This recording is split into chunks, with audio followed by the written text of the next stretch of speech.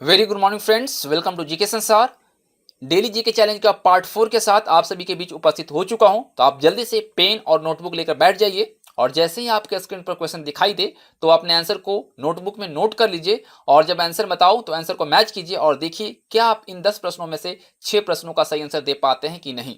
अगर आप 6 प्रश्नों का सही आंसर दे देते हैं तो आप इस चैलेंज में पास हो जाएंगे, अदरवाइज आप फेल माने जाएंगे। और अपना स्कोर जो है आप हमें कमेंट बॉक्स में जरूर शेयर कीजिएगा। तो चलिए सेशन को हम शुरू करते हैं और देखते हैं फर्स्ट क्वेश्चन। फर्स्ट क्वेश्चन ये है आपके स्क्रीन पर। ब्रिटिश काल में भारतीय स्वतंत्रता समिति की स्थापना किस देश में की गई थी? और इसके लिए आपको 4 ऑप्शन मिलेंगे।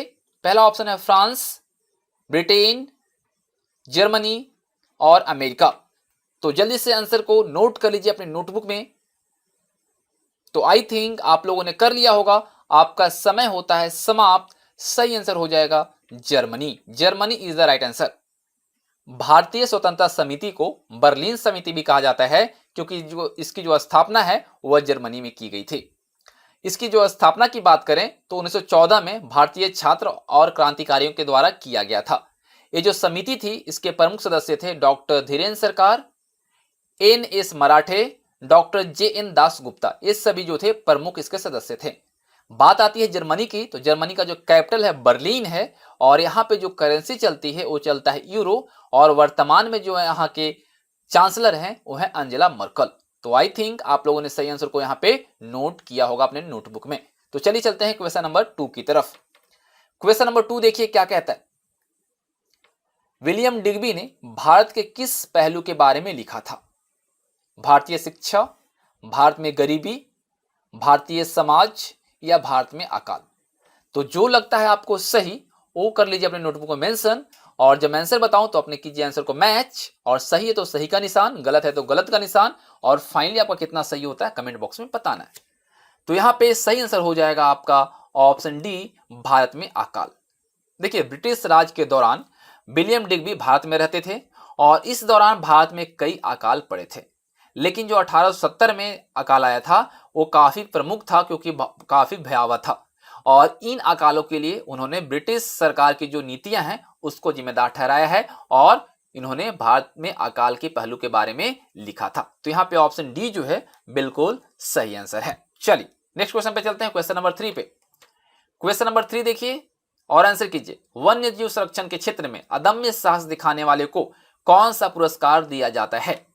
इंदिरा गांधी पर्यावरण पुरस्कार, अमृता देवी बिश्नोई पुरस्कार, मेदिनी पुरस्कार या फिर पीतांबर पत राष्ट्रीय पुरस्कार। कौन सा पुरस्कार दिया जाता है वन्य संरक्षण के अदम्य साहस दिखाने के लिए? तो यहां पे जो सही आंसर होगा वो होगा ऑप्शन बी, अमृता देवी बिश्नोई पुरस्कार। और ये जो पुरस्कार है इसमें 1 लाख रुपए की राशि प्रदान की जाती है। और याद रखिएगा अमृता देवी बिश्नोई पुरस्कार जो है वन्य जीव संरक्षण के क्षेत्र में अदम्य साहस दिखाने वाले व्यक्ति को दिया जाता है। तो यहाँ पे ऑप्शन बी जो है सही आंसर है। चलते हैं क्वेश्चन नंबर 4 पे। देखिए क्वेश्चन नंबर 4 क्या कह रहा है। क्वेश्चन नंबर 4 कहता है कि राज्य के नीति निर्देशक सिद्धांत के बारे में किसने कहा था? इसे एक ऐसा चेक कहा जिसका भुगतान बैंक की इच्छा पर छोड़ दिया जाता है।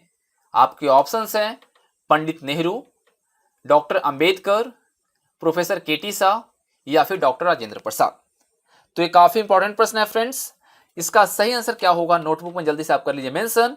आपका समय होता है समाप्त। सही आंसर है यहाँ पे ऑप्शन सी, प्रोफेसर केटी शाह।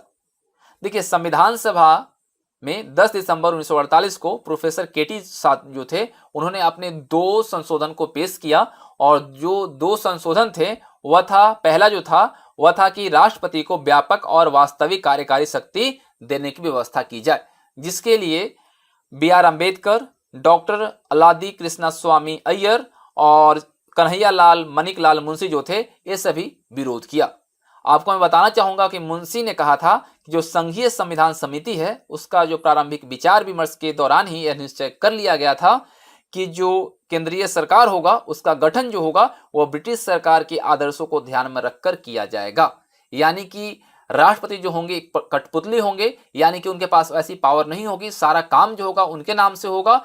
जो भी देश में कुछ भी बिजनेस होगी या जो भी होंगी उनके राष्ट्र के नाम पे उनका नाम आएगा, लेकिन जो शक्तियां होंगी, जो पावर्स होंगी वो कार्यकारी मंत्रिपरिषद के अंदर होगी, संसद के पास होगी।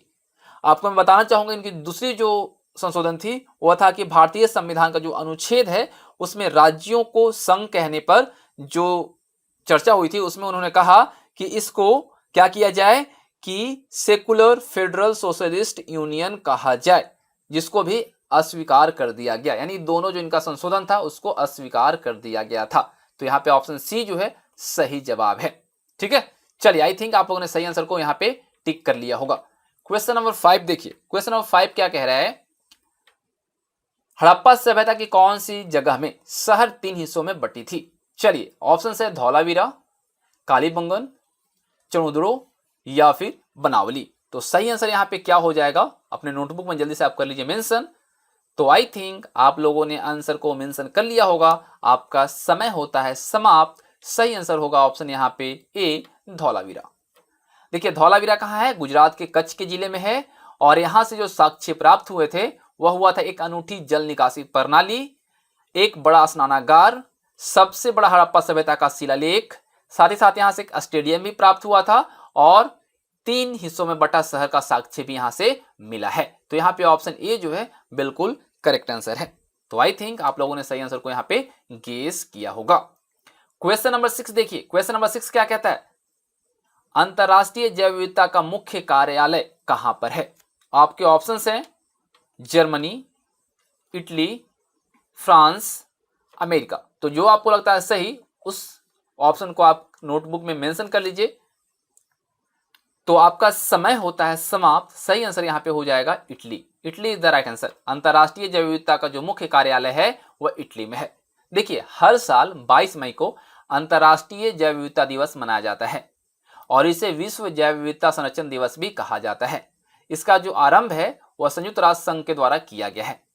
जैव विविधता दिवस को प्राकृतिक एवं पर्यावरण संतुलन बनाए रखने और साथ ही साथ जैव विविधता को महत्व को देखते हुए अंतर्राष्ट्रीय दिवस के रूप में मनाने का निर्णय लिया गया। 2019 में इस विषय का जो थीम, मतलब इस दिवस का जो थीम था वो था हमारी जैव विविधता, हमारा भोजन, हमारा स्वास्थ्य, यानी कि our biodiversity, our food, our health. और 2020 का जो है 22 मई को मनाया जाएगा। एक चीज आपको मैं बताना चाहूंगा, यहाँ पे जो बात आई है आपका संयुक्त राष्ट्र संघ का, तो संयुक्त राष्ट्र संघ जो है एक अंतर्राष्ट्रीय संगठन है जिसका उद्देश्य है कि अंतर्राष्ट्रीय कानून को सुविधाजनक बनाना, सहयोग करना और अंतर्राष्ट्रीय सुरक्षा के साथ साथ आर्थिक विकास, सामाजिक प्रगति, मानवाधिकार और विश्व शांति के लिए कार्य करना। इसकी स्थापना की अगर हम बात करें तो 24 अक्टूबर 1945 को संयुक्त राष्ट्र अधिकार पत्र पर 50 देशों के हस्ताक्षर के साथ हुआ था। ठीक है, द्वितीय विश्व युद्ध में जो विजेता देश थे उन्होंने मिलकर इस संयुक्त राष्ट्र को अंतर्राष्ट्रीय संघर्ष में हस्तक्षेप करने के उद्देश्य से स्थापित किया था। उनका चाहना था कि भविष्य में फिर कभी द्वितीय विश्व युद्ध की तरह युद्ध उभर कर ना आए। ठीक है, और मैं आपको एक चीज और बताना चाहूंगा कि संयुक्त राष्ट्र की संरचना में सुरक्षा परिषद जो है सबसे शक्तिशाली देश जो कि संयुक्त राज्य अमेरिका, फ्रांस, रूस और यूनाइटेड किंगडम द्वितीय विश्व युद्ध में बहुत अहम देश थे। ठीक है, और वर्तमान में संयुक्त राष्ट्र में 193 देश हैं।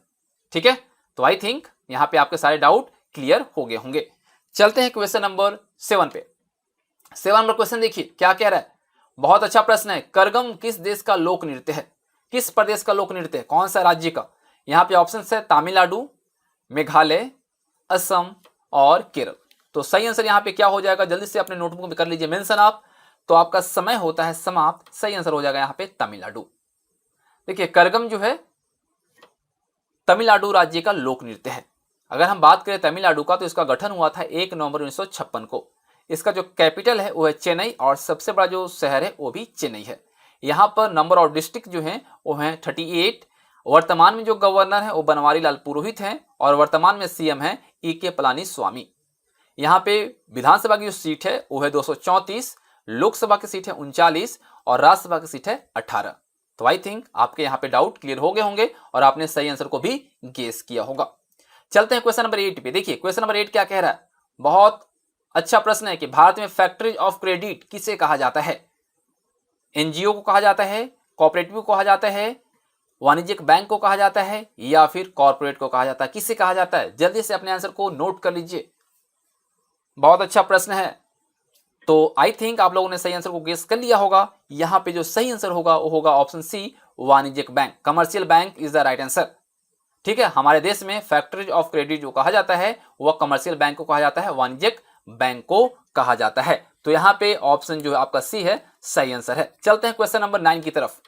क्वेश्चन नंबर 9 देखिए क्या कहता है, सहायक गठबंधन स्वीकार करने वाले अंतिम मराठा प्रमुख कौन थे? आपके ऑप्शंस हैं गायकवाड़, सिंधिया, होलकर और यहां पे है लास्ट भोसले। तो कौन सा ऑप्शन सही होगा अपने नोटबुक में आप मेंशन कर लीजिए।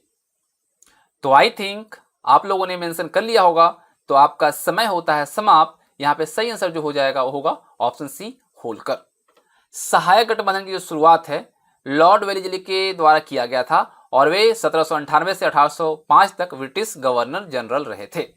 हैदराबाद सहायक गठबंधन में शामिल होने वाली पहली रियासत थी और पेशवा जो था 1802 में, सिंधिया 1804 में और गायकवाड़ जो आप देख रहे हैं 1805 में और भोसले 1806 में और होलकर जो था जो कि 1818 में सहायक गठबंधन में शामिल हुआ था, यानी कि सबसे अंतिम में होलकर ही हुआ था 1818 में। तो आई थिंक आप लोगों ने यहाँ पे सही आंसर को गेस किया होगा। चलिए क्वेश्चन नंबर यहाँ पे 10 पे चलते हैं। क्वेश्चन नंबर 10 देखिए क्या कह रहा है, संयुक्त राष्ट्र संघ का ध्वज महासभा द्वारा कब अपनाया गया था? 20 अक्टूबर 1947, 24 जून 1973, 1 जनवरी 1952 या फिर 2 जून 1968। संयुक्त राष्ट्र संघ का जो ध्वज है वो महासभा के द्वारा कब अपनाया गया था? तो यहां पे आप लोगों ने सही आंसर को गेस कर लिया होगा और अपने नोटबुक में मेंशन कर लिया होगा। तो आपका समय होता है समाप्त। यहां पे सही आंसर हो जाएगा ऑप्शन ए, 20 अक्टूबर 1947। 20 अक्टूबर 1947 को संयुक्त राष्ट्र संघ का जो ध्वज है यानी जो फ्लैग है वह महासभा के द्वारा अपनाया गया था। तो इस तरह से जो टॉप 10 क्वेश्चन थे जीके चैलेंज जो था कंप्लीट होता है और आई विश कि आप लोगों ने 10 में से एटलीस्ट 6+ सही आंसर दिए होंगे। तो ईमानदारी से आपके कितने नंबर आए हैं कमेंट बॉक्स में शेयर कीजिएगा। बिल्कुल कोई चीटिंग नहीं, आपको जो भी आया है आप कोशिश कीजिए और अच्छा करने का।